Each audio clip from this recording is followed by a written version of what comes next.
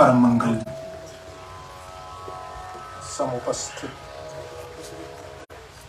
सभी भक्त वृंद, श्रोत्री वृंद एवं यहाँ उपस्थित विभिन्न विभिन्न क्षेत्रों के विशिष्ट महान भाव और हमारे इस मंदिर के आचार्य पंडित जी जो निरंतर ठाकुर जी की सेवा में संलग्न रहते हैं।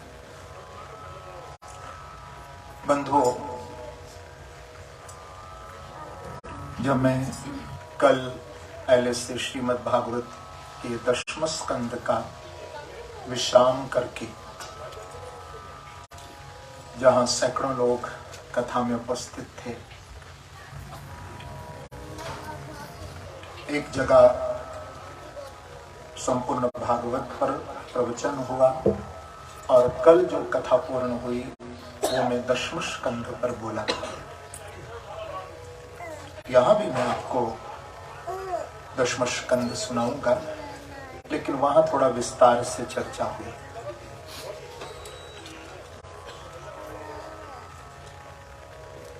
मैंने सोचा कि मैं अमेरिका यात्रा पर हूं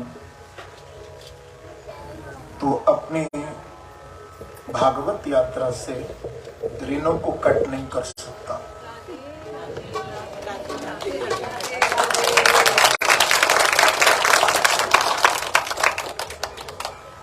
ये सच है। न जाने क्यों मुझे आप लोगों से बहुत प्रेम है। क्योंकि मैं जब गत वर्ष आया था, भले उतने भक्तों की उपस्थिति नहीं थी, मैं जानता हूं, लेकिन आप लोगों का भागवत के प्रति, बांके बिहारी जी के, श्री राधा रानी के चरणों के प्रति जो मैंने भाव निष्ठा देखी, उस भाव ने मुझे खींचा। जब तक कि मैं कुछ कहता था, पहले मुझे ब्रजभूषण जी ने कहा, गुरुजी आप आ जाइए। मैंने कहा ले, तुम्हारे मुंह से बिहारी जी ही बोल रहे हैं, श्री राधा रानी बोल रहे हैं।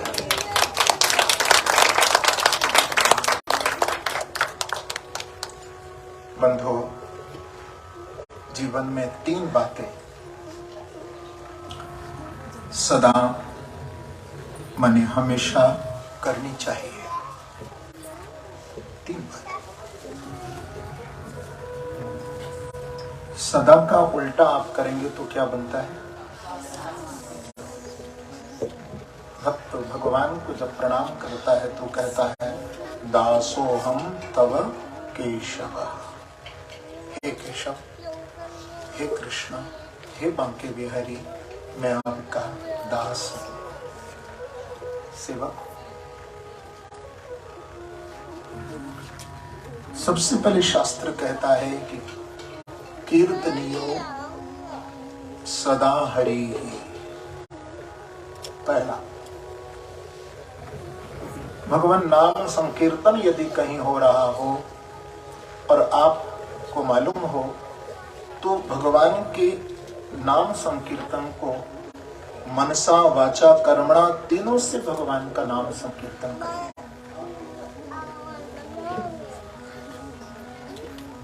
बड़े ध्यान से सुनना मेरी बात। कीर्तनियो सदा हरि, देखिए इसमें सदा शब्द आया है।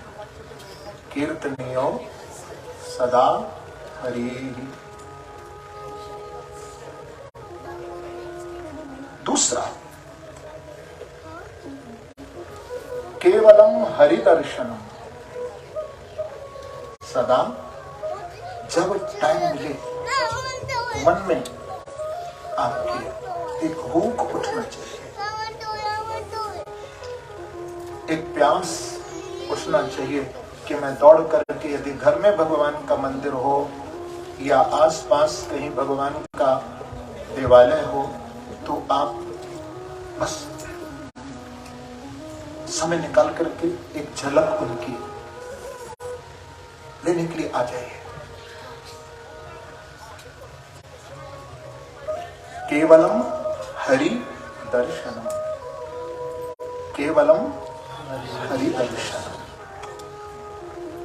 मैं कहा करता हूं कि आप लोग शायद मंदिर की महिमा को समझे या नहीं समझे, मैं भागवत के माध्यम से आपको ये बताना चाहता हूं।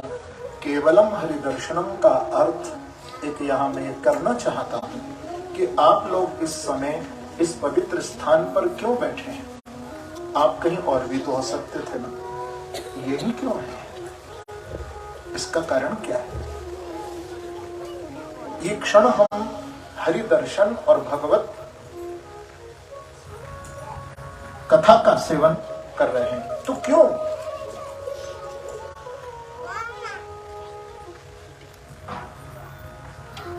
क्योंकि दर्शन का ये फल है। मैं कहा करता हूं कि आप जब भगवान का दर्शन करते हैं तो भगवान से आपको कुछ मांगना नहीं होगा। आप दर्शन करेंगे ऐसे, गौर से दर्शन करना,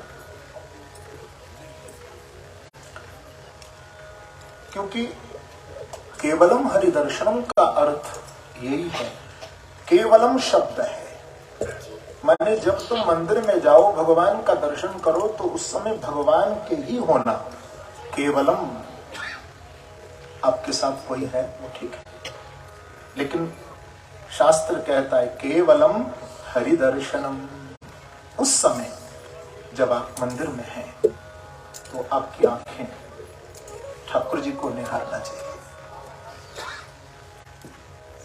अब ये कोई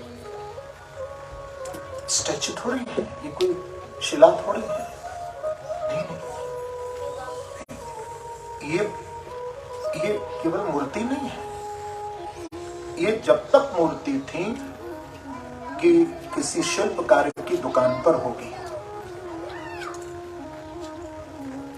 तब तक ये हम इसको मूर्ति कह सकते थे।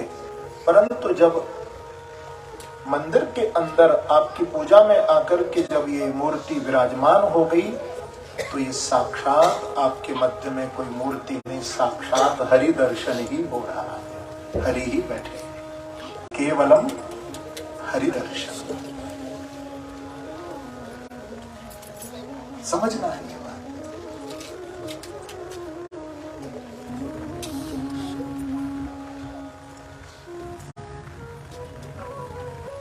क्योंकि लोग मंदिर में जाते हैं, दर्शन कम करते हैं, बातचीत ज्यादा होती है। तेरी मेरी फोन पे ही कर लिया करो, मंदिर इसके लिए चलते हो। मंदिर में व्यक्ति आता है दर्शन करने के लिए, परम मन शांत हो इसके लिए आता है, लेकिन जहां शांति का घर होता वहीं हम उस वातावरण को ही अशांत कर लेते हैं, तो फिर शांति कहां? विशुद्ध सत्वम तव धाम शांतम तपोमयम ध्वस्त रजस्तमस्कम मायामयोयम गुण संप्रवाहो न विद्यते ते ग्रहणानुबंधा। सोचो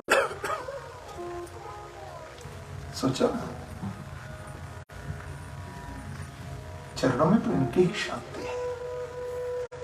और ध्यान रखना, भगवान की मूर्ति को कभी शिला रूप में कभी नहीं कहना, क्योंकि भगवान की मूर्ति जब हमारी पूजा में आ जाती है, जिस समय श्रवण कुमार जब माता पिता के पानी लेने के लिए गया था, महाराज दशरथ ने तीर छोड़ा था, तो श्रवण का प्रणंत हुआ। तो श्रवण कुमार के पिता ने ये शब्द कहा था कि आज मुझे जो पुत्र शोक है, क्या मैंने किसी मूर्ति को पत्थर तो नहीं माना? कहीं इस कारण से तो मुझे ये पुत्र शोक नहीं मिला? तो भगवान की मूर्ति को कभी हमें पत्थर नहीं समझना है। हमारे वैदिक सनातन धर्म के अंतर्गत जब भगवान की मूर्ति विराजमान हो जाए हमारी पूजा में, तो वो साकार भगवत स्वरूप में प्रभु उस मूर्ति में विराजमान होते हैं। तो पहला, कीर्तनियो सदा हरि, कीर्तनियो सदा हरि। पहला मनसा वाचा कर्मणा तीनों से श्रीमद् भागवत कहती है कि आप जब भी भगवान नाम संकीर्तन हो तो भगवान का कैसे मनसा वाचा कर्मणा करोगे। जैसे मैंने अभी कीर्तन कराया था ना आपसे, मैंने कहा मन भी आपका प्रभु में हो, वाणी से भी आप राधे राधे राधे राधे। और मैंने आपसे कर्म भी करा दिया, ताली बजा रहे थे ना। तो भगवान का कीर्तन जब करें तो मनसा वाचा कर्मणा तीनों से ही करिए। और केवलम हरि दर्शनम, दूसरी बात है केवलम हरि दर्शनम। और तीसरा कि सदा से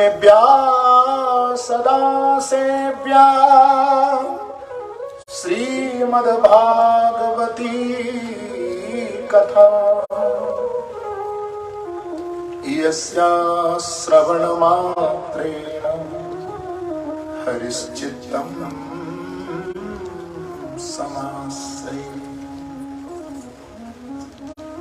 जीवन में देखिए भागवत इस बात को कह रही है, मैं तो इस बात को आपको बता रहा हूं। श्रीमद् भागवत कहती है सदा सेव्या। जीवन में एक बार नहीं, जब जब श्रीमद् भागवत की कथा सुनने को आपको प्राप्त हो, इस कथा को मत छोड़ना। ये तीन बातें सदा जीवन में होना चाहिए। पहला, कीर्तनियो सदा हरि, भगवान का नाम संकीर्तन जब हो ऐसा मौका मिले तो प्रभु के लिए गाइए। दूसरा, देखो यही तो मस्ती है, सरप्राइज तो हमको सब दे ही देते हैं। देखो पहले से कल ही पूर्ण हुआ। कीर्तनी हो सदा हरि, वाह ठाकुर जी से प्यार हो, बिहारी जी से प्रेम हो तो ऐसा ही। देखो योगेश आया, नवीन आई और अस्मिता ने तो आते ही यहाँ पूरा रंग ठाकुर जी के चरणों में। जब मैं कुछ भी भाव गाता हूँ तो वो उसके पांव थिरकते ही बैठ नहीं सकते। ये प्रभु के लिए प्रेम है, ये व्यक्ति प्रेम नहीं।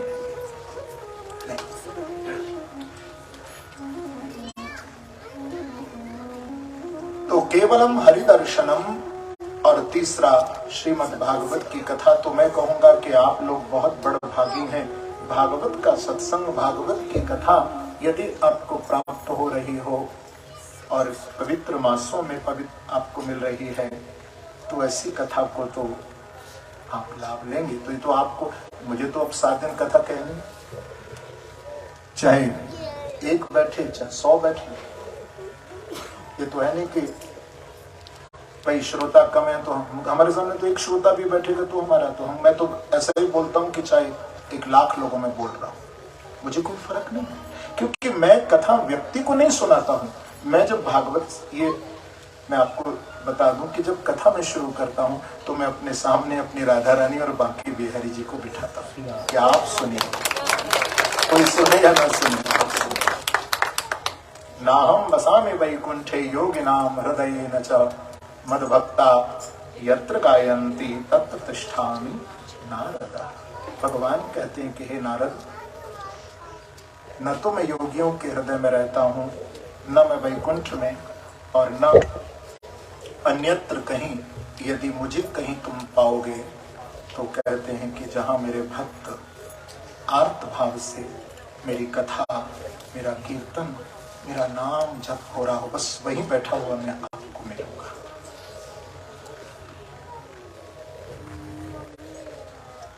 एक बार